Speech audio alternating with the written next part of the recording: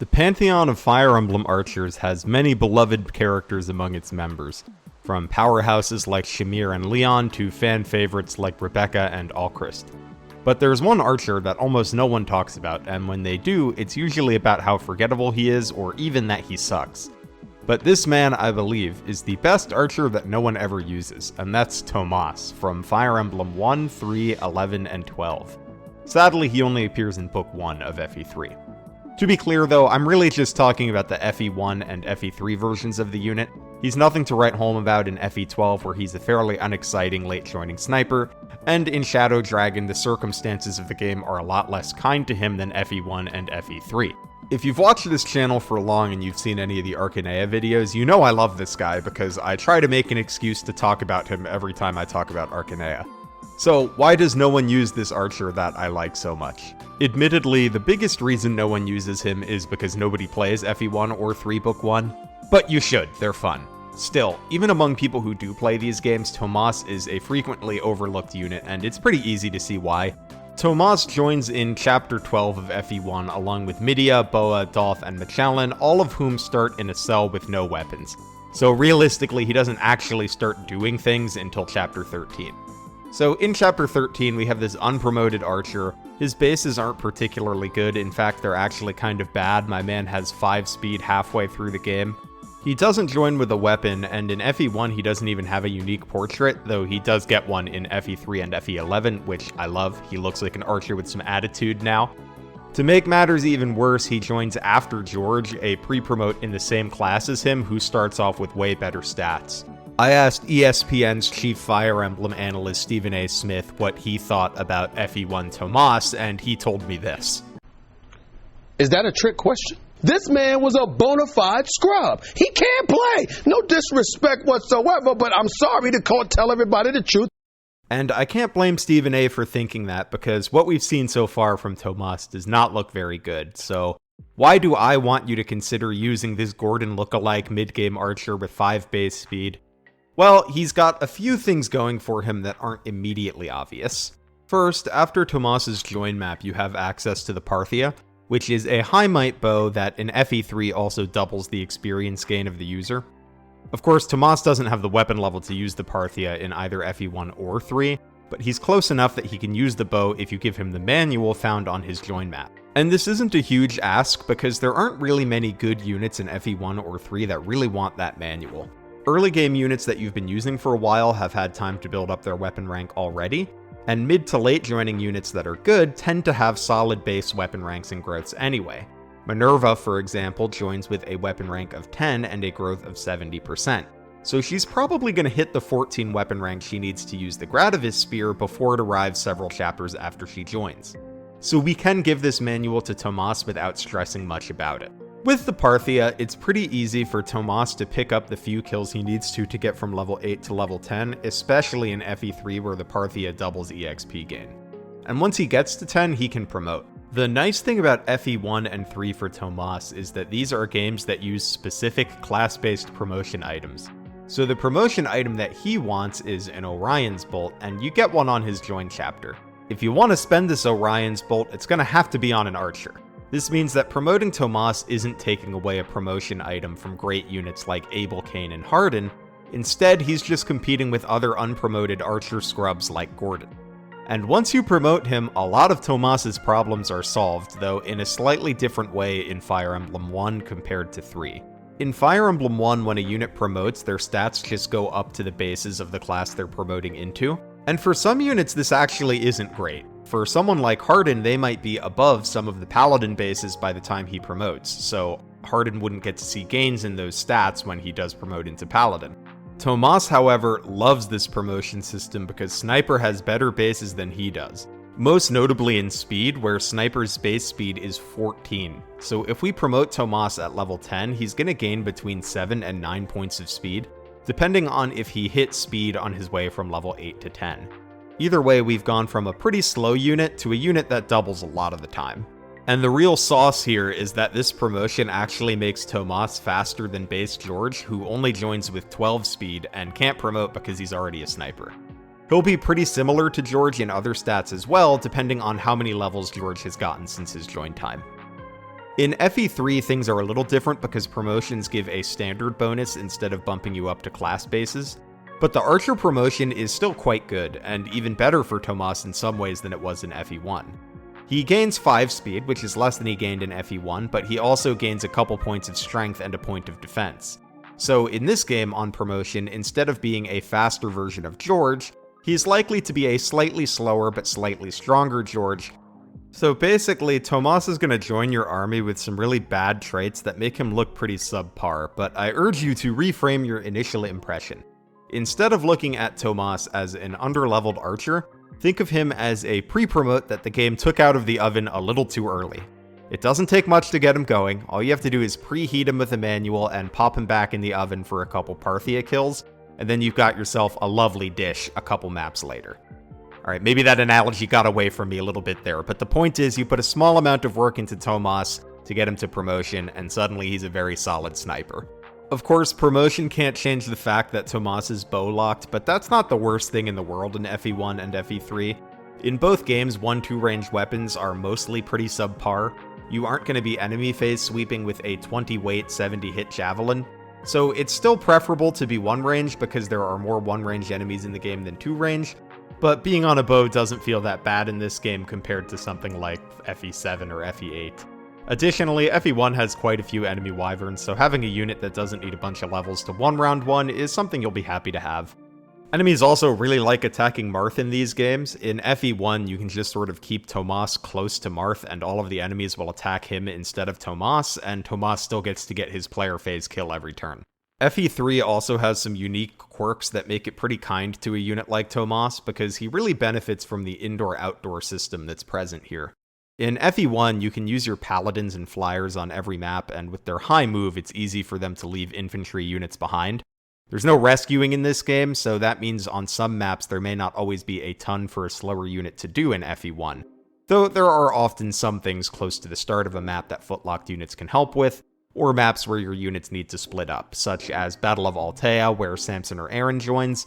There, you want to take care of the west side of the map to pick up the villages before the reinforcements spawn, but you also have enemies to deal with near the right side of the map where you start.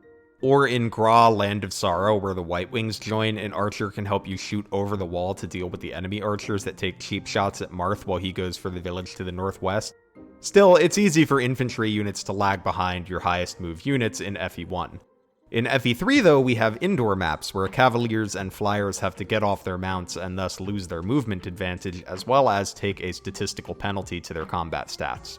On these maps, infantry units like Tomas are actually higher move than your cavaliers and paladins, so not only does Tomas not struggle to keep up, on these maps he's actually one of your highest move units. This, combined with the stat penalty that mounted units take when they have to dismount, make Tomas feel pretty good on indoor maps where he has comparatively better move and better stats. Changes to the final boss in Book 1 of FE3 also benefit Tomas. In FE1, Medius can't be hurt at 2 range, so any archers you bring are useless against him.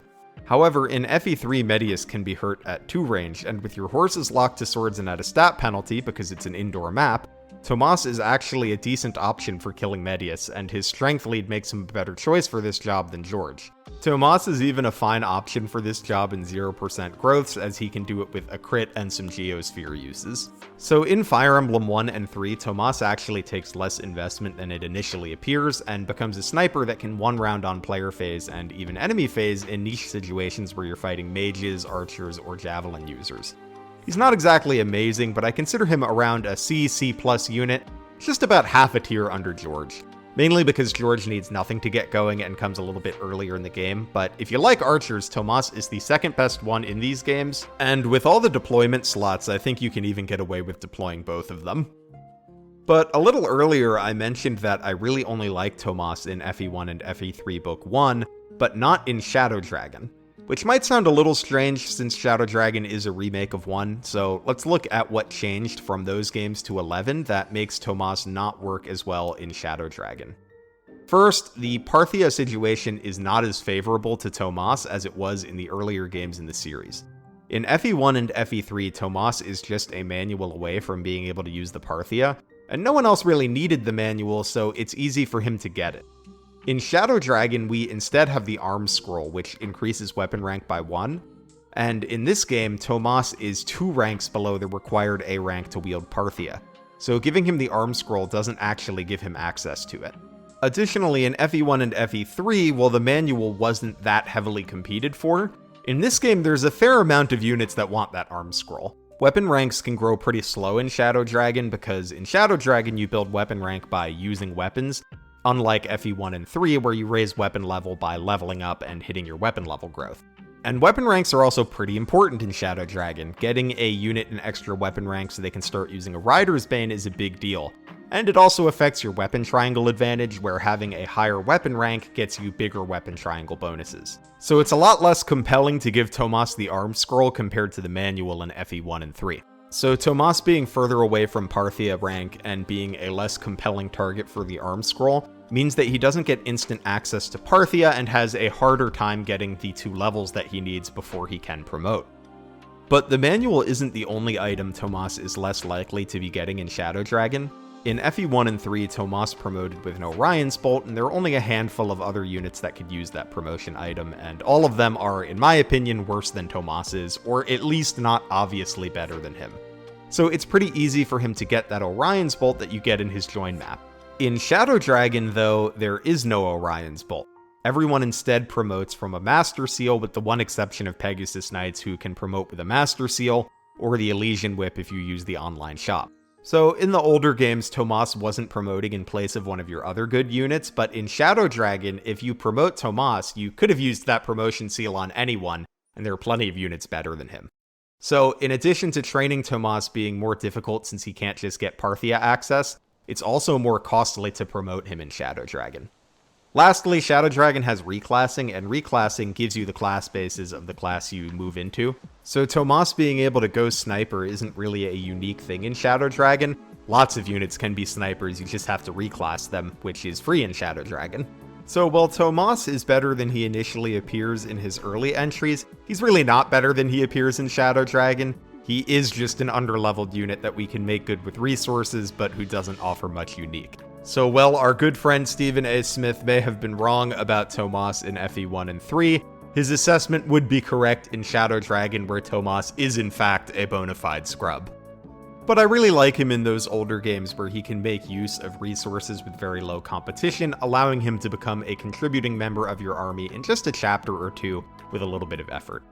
For these reasons, Tomas is actually one of my favorite units in the older Arcanea games. In those games, a lot of the units you get later are complete schmucks, and this is intentional. The idea was that if you lost your early units, you could replace them with later joining units, but they wouldn't be as good as the unit you lost. So someone like Caesar can be a mercenary for you if Agma died, but it's a downgrade. Usually these units aren't that interesting to me because there are enough good units in FE1 that even in Iron Man's I rarely find a reason to use the complete scrubs unless it's just for funnies. Tomas is interesting to me because he subverts expectations, but only if you put a little thought into how to use him. It's really easy to look at him and write him off as another crappy replacement tier archer and just bench him. And that's what I did the first time I played his games, but when you think about what it would take to make him good, you realized it just takes a few resources that practically nobody else wants. A lot of players will end runs of FE1 with the Orion's Bolt sitting in their convoy, but instead we can spend it on Tomas to get a perfectly solid sniper. I always find units a little fascinating when they are better or worse than they appear due to the circumstances of their game or their join time, and Tomas is a perfect example of that. And though he may be slightly overshadowed by George, he's still a pretty solid archer, and you can always use both. The game gives you lots of deployment. If whatever reason you're ever drafting FE1 or FE3 Book 1, it's also worth noting Tomas tends to go pretty late because people don't think that highly of him, so he's a solid unit that you can pick up with a pretty late pick in a draft sometimes. Whether you haven't tried Tomas because you always bench him or because you have never played FE1 or 3, consider giving him a try.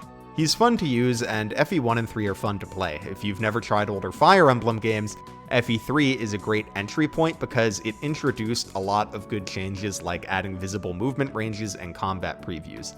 So it avoids some of the feeling of age that some folks experience with FE1. Or if you don't mind the game feeling a little bit old, FE1 is also a great way to see the roots of the series, and it's one of my favorite games to Iron Man. So try these games, and try Tomas when you do. You will be rewarded with this pretty interesting archer. You know, and also a good game, so lots of reasons to play FE1 and 3. Thanks for sticking around to the end of the video. If you liked it, consider leaving a like or subscribe button so that you never miss an upload, and if you want to chat about Fire Emblem more, consider checking out the community Discord that you'll find linked in the video description. And as always, a big thank you to my geckos on Patreon, and a shout out to my skinks Red Mage Morgan, Chicken, Morgwolf, Upscale Furry Trash, Cosplay Sylveon, Emma, Van West, Aikipoo, Lucy Sev, Romeo, Wingman, Lonely Voxel, Aaron Gedden, Micabre, Stars to Art Doopy, and the Noodle Doodler.